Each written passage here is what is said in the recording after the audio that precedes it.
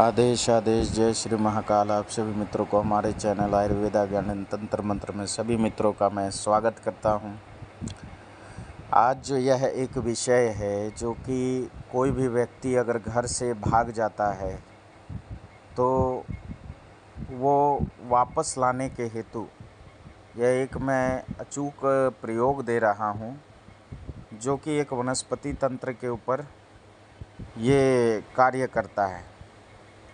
और भी कई तरह के इस वनस्पति के गुण हैं जो कि मैं आप सबों के बीच आज इसके औषधीय प्रयोग एवं तांत्रिक प्रयोग दोनों का ही आपको प्रभाव बताने जा रहा हूँ। तो ये इसलिए मैं डाल रहा हूँ कि बहुत से लोग ऐसा मुझे आते हैं हमारे पास भी कि कोई व्यक्ति या कोई जानवर या किसी तरह का कोई घर से भाग गया हो, तो उस हेतु मैं आज इस वनस्पति को आप सबों के बीच में इसका तंत्र प्रयोग बताने जा रहा हूँ। ये जो आप सामने वनस्पति देख रहे हैं, इसे सफ़ेद शंख पुष्पी कहते हैं। ये सफ़ेद शंख पुष्पी का पौधा है जो कि खेतों में, मैदानों में 8 या 9 बजे या 10 बजे के बीच में इसके फूल खिलते हैं। पूरे मैदानों में इस तरह फैले रहते हैं, छोटे छोटे फूल होते हैं। तो इसके औषधीय प्रयोग पहले बताता हूँ। यह जो है दिमाग को तेज करने वाली वनस्पति इसको बोला गया है।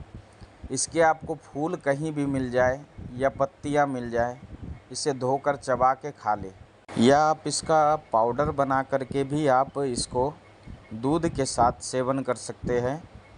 तो आप देखेंगे कि जो बच्चे पढ़ाई में याददाश्त उनका कमज़ोर है, या तो बचपन से ही वो मानसिक तौर पे वो थोड़ा सा कमज़ोर है, तो उन व्यक्तियों को यह जो है एक रामबाण औषधि है, जो कि कई तरह के विद्यार्थियों को ये वनस्पति का हमेशा सेवन करना चाहिए। अगर ये इसके पत्ते ना भी मिले तो इसके पुष्प अगर आपके तरफ मिलते हों तो ये 4-5 पुष्प डेली चबा चबा कर खा जाया करें, तो इससे भी यह बहुत ही अच्छा कार्य सटीक करता है। दूसरा यह कार्य करता है जिसको धात की प्रॉब्लम है, तो उसमें इसके जड़ों का अगर पीस करके चावल के धोवन के साथ अगर पीते हैं तो ये धात की शिकायत को भी दूर करती है। अगर इसके जड़ी को आप सरस्वती के बीज मंत्र के द्वारा, सरस्वती माता के बीज मंत्र के द्वारा इसको अभिमंत्रित करके अगर गले में धारण करते हैं तो भी यह विद्यार्थियों के लिए बहुत अच्छा कार्य करता है। अब ऐसा नहीं कि बता दिया तो पढ़ाई लिखाई नहीं करेंगे, इस जड़ी के ही ऊपर निर्भर रहेंगे। पढ़ना है और अपना कर्म भी करना है और इनका प्रयोग भी करना है। तो ये जितने भी औषधियाँ हैं ये सब हमारे आयुर्वेद में वर्णित है, और ये बहुत ही पुरानी हमारी धरोहर है जो कि इसे संभाल कर रखना चाहिए, और जितना हो सके इन वनस्पतियों का संरक्षण करना भी हमारा कर्तव्य होना चाहिए। अब दूसरा इसका प्रयोग बताता हूँ। मान लो कि कोई व्यक्ति को कारोबार में किसी तरह का नुकसान होता है, तो उस वक्त इस वनस्पति को रविवार के दिन या शनिवार को निमंत्रण देके रविवार को इसको प्रातःकाल आप इसको प्राप्त कर लेंगे। उसके बाद इसके छोटे से जड़ को सिंदूर और हल्दी मिला के लेपित करके और इसमें गायत्री मंत्र का कम से कम 108 बार जाप करके और इस वनस्पति को अपने जंत्र में धारण करके या तो अपने गले में रख ले या तो पीले कपड़े में लपेट करके उसे अपने साथ रखें, तो आप देखेंगे कि आपके कारोबार में बरकत होना शुरू हो जाती है। जो आपके बिजनेस अगर किए हैं, अगर सामान नहीं बिकते हैं तो वो भी बिकना शुरू हो जाते हैं, ग्राहकों का आकर्षण हो जाता है। यह इस वनस्पति के तांत्रिक प्रयोग है। कई जगह इसके वशीकरण का प्रयोग भी किया जाता है, जैसे कि इसके जड़ के साथ में अगर आपने अपामार्ग के छोटे से टुकड़े और अपराजिता के छोटे से टुकड़े, सफ़ेद अपराजिता के इनको मिला करके अगर किसी को खिला दिया जाए तो वो अपने वश में आ जाता है, वो आकर्षित हो जाता है, वशीभूत हो जाता है। अब ऐसा वशीभूत नहीं होता जैसा लोग समझते हैं कि रिमोट कंट्रोल जैसे काम करते, और ये मैं जन कल्याण हेतु बताया हूँ, इनका दुरुपयोग ना हो। ये उनके लिए है जिनके घर अगर टूट रहे हो तो उन व्यक्तियों के लिए है, और जिनके घर किसी कारणवश टूट गए हैं उन लोगों को जोड़ने हेतु इसका प्रयोग है।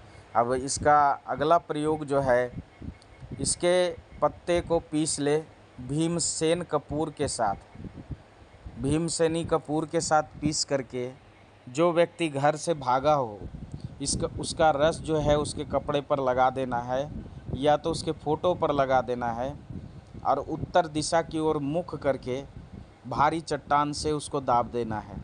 तो आप देखेंगे कि वो व्यक्ति बहुत ही जल्द आपके घर में आ जाएगा। जो आपके घर से भागा पशु हो, जीव हो, जंतु हो, वो आ जाता है।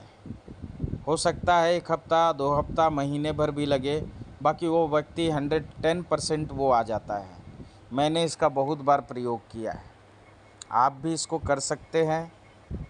आप जिस व्यक्ति के अगर घर से भागे हुए व्यक्ति के घर से अगर कोई आ भी जाता है तो उसका खबर उन्हें कर देने के लिए कहें। अगर वो आ जाता है तो 1.25 पाव लड्डू जो है गणपति जी के सामने अर्पित कर देना है और बच्चों में बंटवा देना है।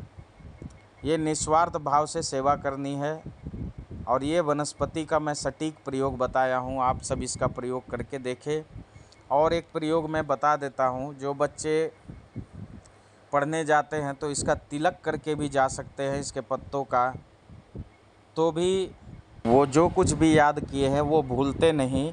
इसके तिलक बनाने का तरीका है, कुमकुम, सिंदूर, गंगा जल और चंदन मिला करके इसके जड़ों को घिस करके वो तिलक अगर रोज़ लगाते हैं तो उनके अंदर एक आकर्षण शक्ति भी उत्पन्न होती है, और जो भी चीज़ वो याद करते हैं, जो भूल जाते हैं, तो वो भी उनको याद रहने लग जाता है। तो आज के लिए बस इतना ही। आपको हमारा यह वीडियो अच्छा लगे तो शेयर, सब्सक्राइब और लाइक ज़रूर करें, बेल आइकन को ज़रूर दबाएं, और भी आने वाले वीडियो को देखने के लिए हमेशा इसी तरह बने रहें। और सभी को हमारे तरफ से कोटि कोटि धन्यवाद। जय श्री महाकाल, जय माँ कामाख्या, जय माँ तारा। आदेश आदेश आदेश।